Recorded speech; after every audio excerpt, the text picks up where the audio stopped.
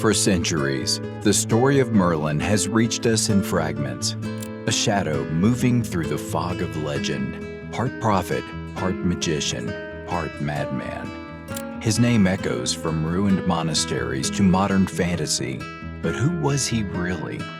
Somewhere between history and myth, his story was rewritten 100 times, until one forgotten book in Cambridge University Library changed everything.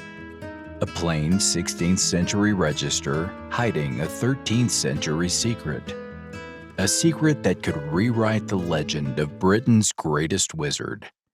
Before we descend into the pages of Merlin's lost past, take a moment to subscribe and hit the like button. It helps us uncover more forgotten legends and dark mysteries like this one.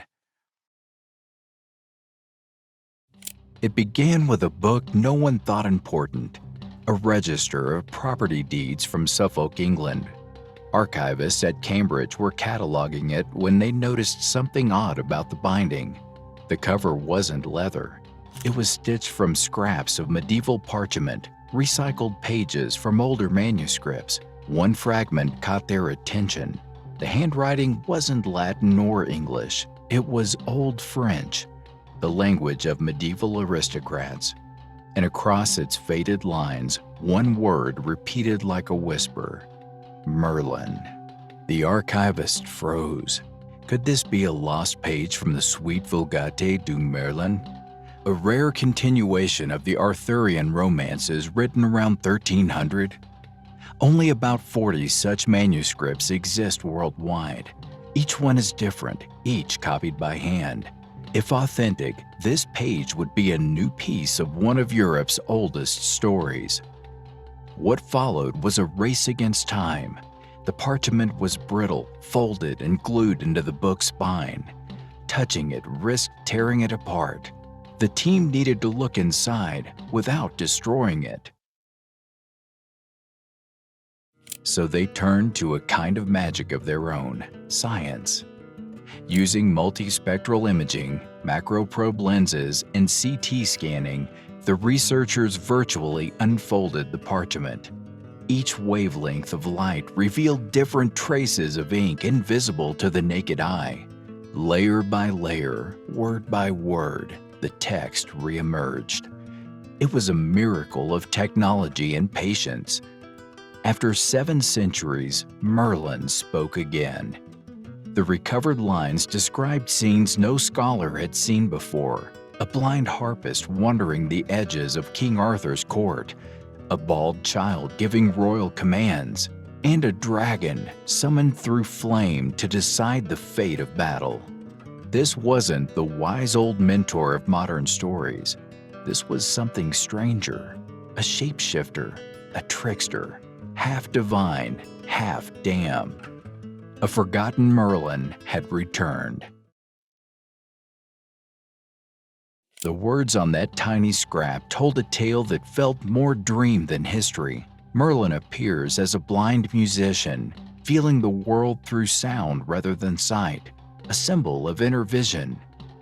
Later, he re-enters the story as a bald, trouserless child, barking royal orders with absurd confidence. And then, on the battlefield, he calls forth a fire-breathing dragon to defend Arthur's army. Each image defied the refined Christian image of Merlin that dominated later centuries. Here he was, chaotic, uncanny, almost pagan. The text even hints again at his demonic parentage, born of a mortal woman and a spirit of the air. This wasn't the safe Merlin of Sunday sermons or noble romances.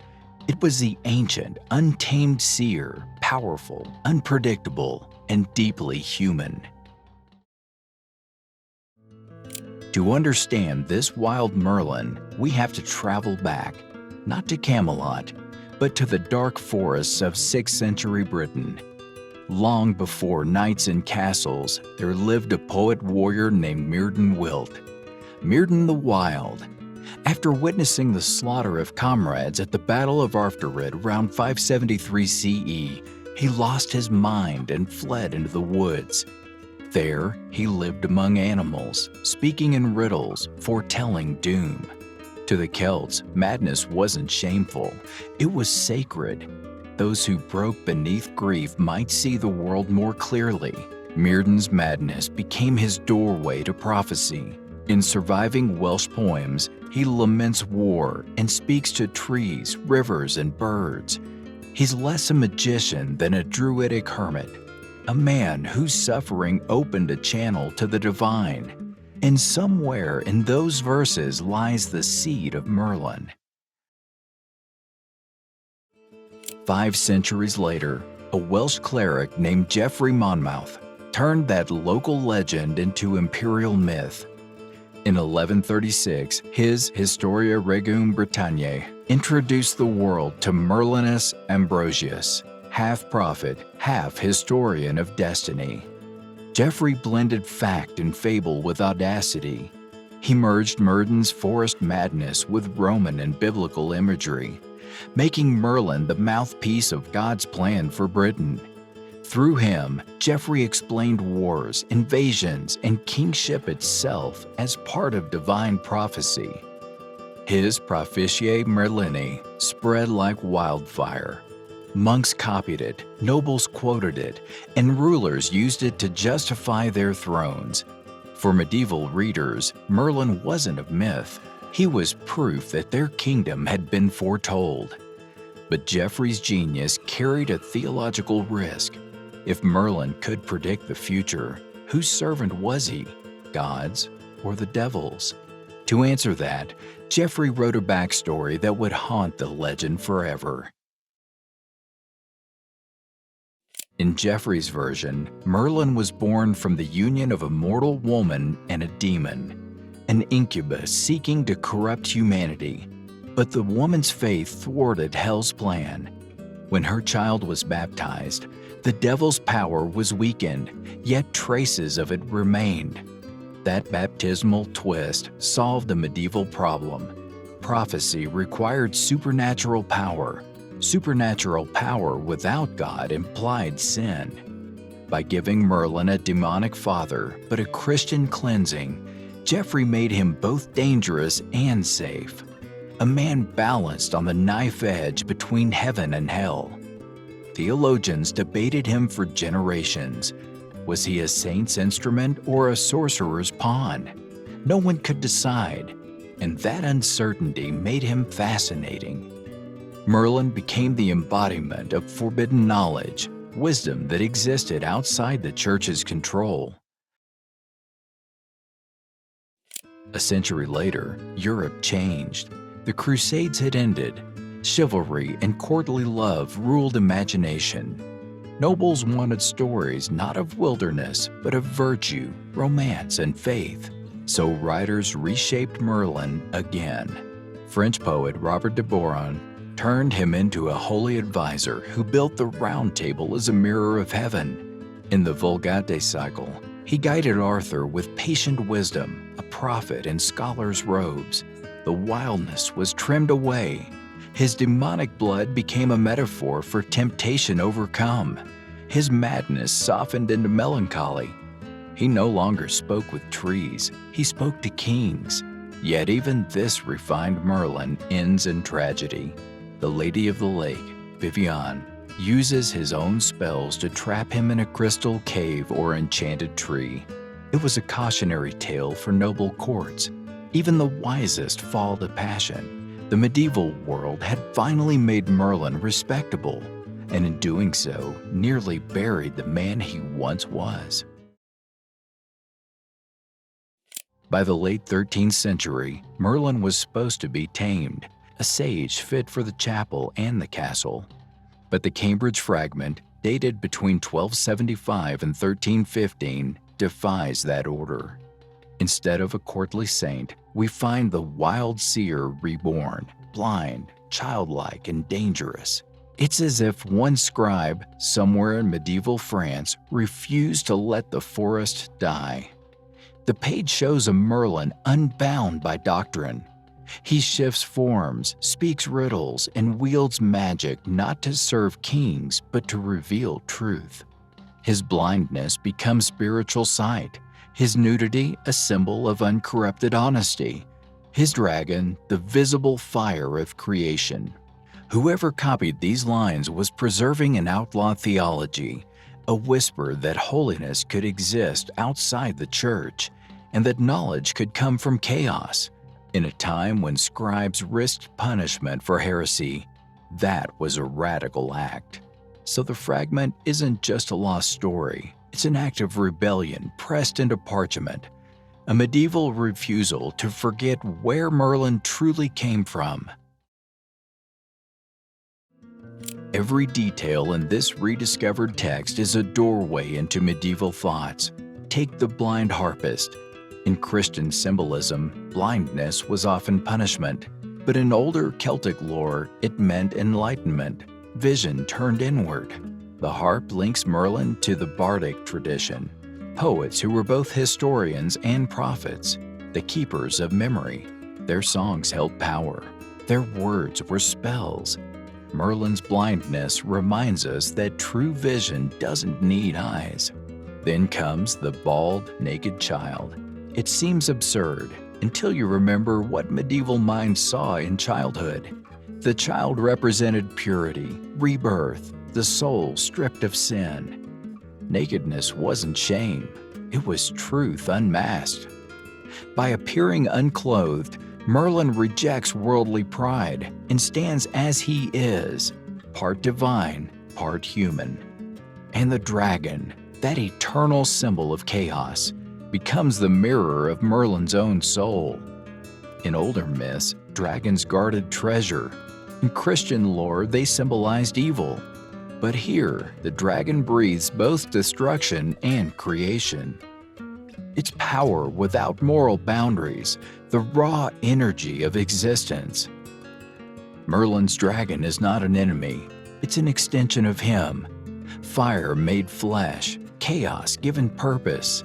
Together, these images form a theology of paradox, that wisdom and madness, purity and power are one and the same. To find the roots to these symbols, we must look to the world that birthed Myrddin, the pagan Britain before the cross. The Celts saw the world as alive. Rivers, stones, and trees held spirits. Poets were priests, and madness was the price of revelation. Merlin's story is the last surviving echo of that world. In Welsh poetry, Myrddin speaks to the apple tree and the raven, mourns the dead, and foretells the collapse of kingdoms. He is not a wizard. He is nature given voice. When Christianity came, that voice was nearly silenced, but never fully. The fragment proves it. Even as medieval Europe turns its myths into sermons, some scribes preserved the old balance. The idea that nature and spirit were inseparable. Merlin's forest may have been cut down, but its roots still ran beneath the monastery floor. The medieval church respected prophecy, as long as it came from the Bible. But a man who spoke to spirits and dragons was a theological problem. Merlin's independence terrified them. He was holy without hierarchy, wise without permission. And so, over time, he was rewritten. In manuscripts, his demonic lineage was softened. His prophecies were reframed as divine inspiration. Sermons warned that pride in knowledge leads to ruin. Plays turned him into a tragic figure, punished for curiosity, a medieval Faust before Faust existed. Yet, in the villages and borderlands, the old Merlin endured. Farmers left offerings at forest springs. Poets still whispered his name before battle. To them, he was not a sorcerer, he was a saint of the wild. The church could erase ink, but not memory. And that's why this fragment matters. It's proof that some truths can only hide, never die. Every rediscovered text is a time machine. Through it, we glimpse the medieval mind, a world where logic and magic shared the same breath. People saw divine messages in everything, comets, dreams, storms, birds in flight. Writing was prayer. Books were living things. Scribes didn't simply copy, they communed. When we study their work today, we inherit that same devotion.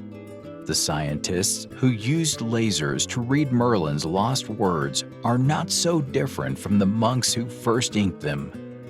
Both believed that truth hides in detail, that even dust can speak. The Middle Ages saw time not as a straight line, but a circle. History repeats, knowledge returns. And now, through modern light, the mind of the 13th century lives again.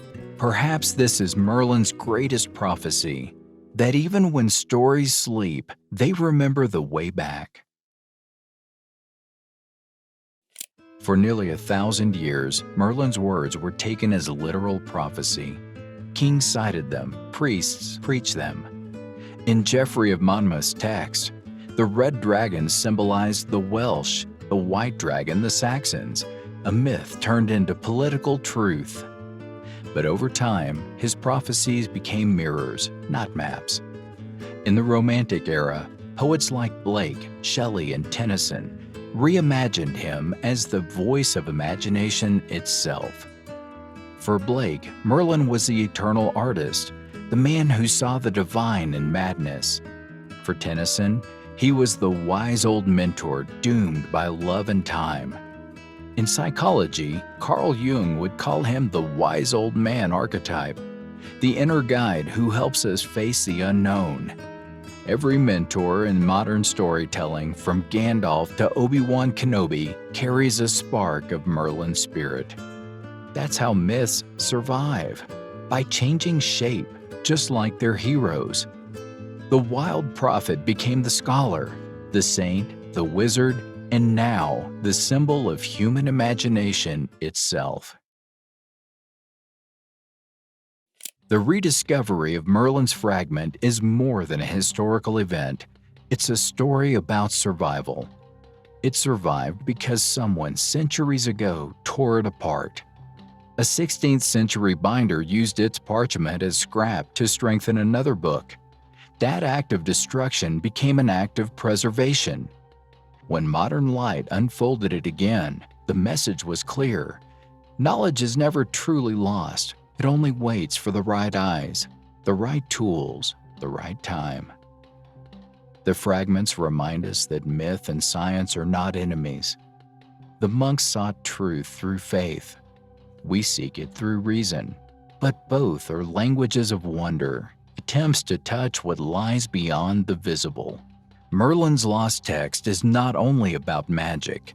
It's about the continuity of human curiosity, the oldest spell of all. 7 centuries after his voice fell silent, Merlin returns, not in forest or castle, but in pixels and code. A wizard reborn through light.